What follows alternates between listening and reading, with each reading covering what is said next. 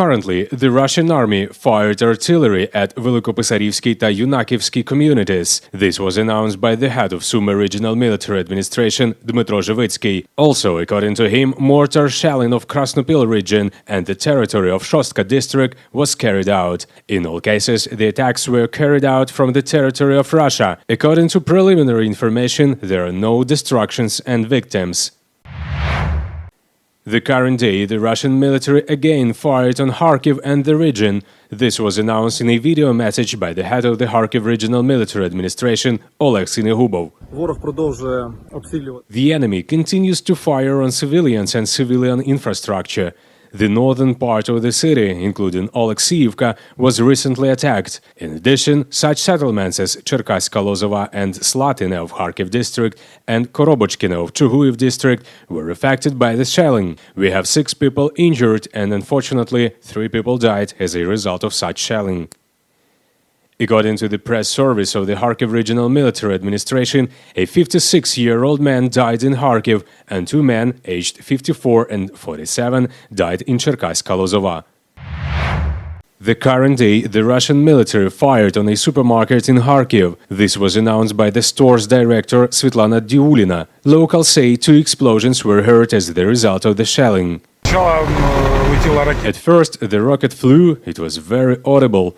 Then there was a very strong explosion. First one, then another one. And then, when I went to work, I saw all of the destruction. The explosion was so powerful that my windows rang. My child and my wife were sitting by the bathroom, so that there were 2 walls. According to the director of the supermarket, Svetlana, the rocket hit the entrance to the store. As a result, the facade and ceiling of the 2 floors collapsed. Load-bearing structures and floors are completely destroyed. The fire extinguishing system worked, therefore, thank God, there was no fire. Well, you can see for yourself what happened. It is not a coincidence that we have been attacked and destroyed all infrastructure facilities. Since the full-scale Russian invasion, the supermarket has been open every day. There was not a day that he did not work. This is probably very annoying to our neighbors. We will do everything possible to make the supermarket work. Svetlana notes that according to experts, the rocket was fired from Belgorod. The type of missile has not yet been determined. At the moment, there is nothing explosive left. Everything has detonated. To understand what kind of missile it was, you need to disassemble the remains and find at least some fragments, so that with the help of the fragments try to identify what kind of missile it was.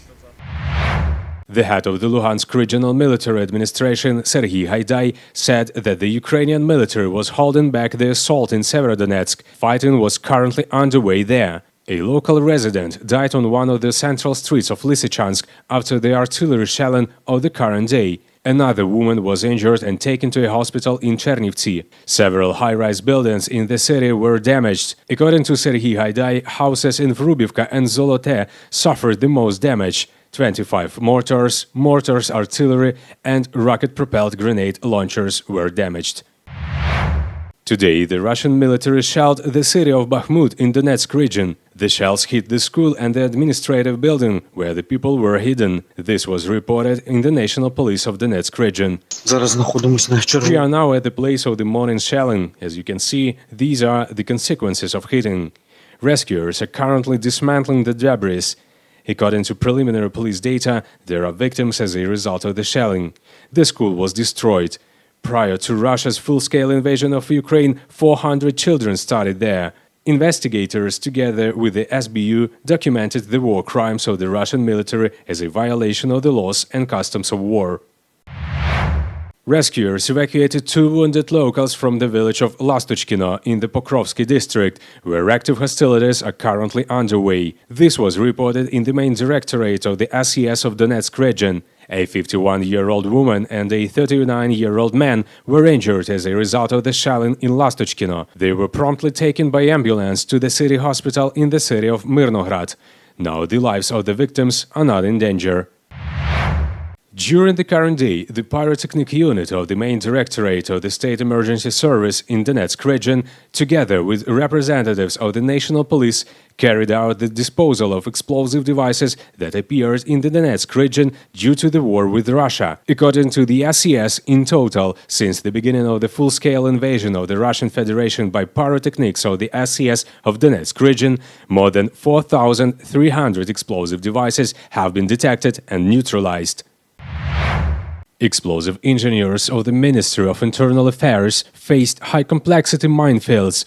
The spokeswoman of the Ministry of Internal Affairs, Alona Matveeva, announced this at a briefing this day. According to her, experts often find mini-traps and false targets. This slows down the process of humanitarian demining of territories. After all, acceleration can lead to the death of engineers. According to preliminary estimates of the Ministry of Internal Affairs pyrotechnics, about 270,000 square kilometers need humanitarian demining. In total, the pyrotechnic units of the Ministry of Internal Affairs have already surveyed the territory of more than 33,000 hectares.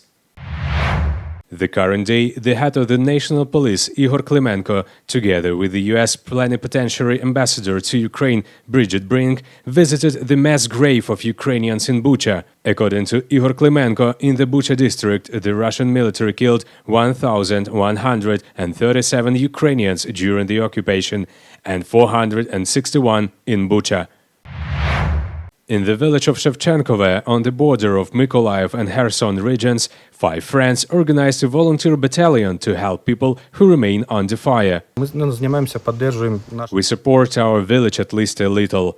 When the shelling is strong, there are 2 or 3 fires a day. We have already left 10 times to put down fires on this car. Also, after arrivals, we restore gas, light, water. We have 5 volunteers here. The fire truck was taken in the village of Luch. It was standing there under the rubble. The guys helped to dismantle it because it stayed there. We restored it a bit. Volunteers gave the uniform, and so we go. Fuel is also provided by volunteers. When there are strong missile hits, when there are bombings, volunteers call and say they can't get there. When there are strong missile hits, when there are bombings, volunteers call and say they can't get there. We get on our cars and pick them up from Mykolaiv. We also carry people in our cars.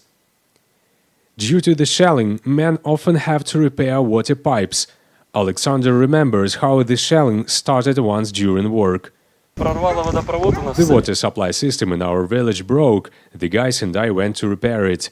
They dug a hole with an excavator and found a pipe where it broke. I climbed there to do. They put a plug. Missiles started to hit the target. One house flew in, another. The roof was broken. It seemed to have subsided. I sat in the pit all the time. The village has been shelled by artillery stationed by the Russian military in the Kherson region. As a result of the explosions in Shevchenkove, the school building was damaged and the premises of a local store were destroyed. Owner Alexander says there is nothing to restore. It was such a greeting from May the 9th. It's May the 9th, early in the morning. At 6 o'clock there was probably a tank attack somewhere. Tanks, hurricanes. Part of the roof was damaged a little earlier, and the main part on May the 9th. We came there, wanted to repair a little, and on May the 9th we were shown that there is nothing to repair. The room is destroyed. Nothing. When we get a victory, we will restore everything. About 500 people remain under fire in the village. Svetlana is one of those who do not want to leave home, waiting for victory. There are almost no people here. Well, the way we live in war, that's enough. We are also given food rations. Everything is there. Thanks to the volunteers for providing. That's right, we need almost nothing. Thanks to the local guys, the lights are constantly being repaired. There is no gas now, but they are already saying that somewhere. The only thing missing is peace and quiet, and for everyone to return home.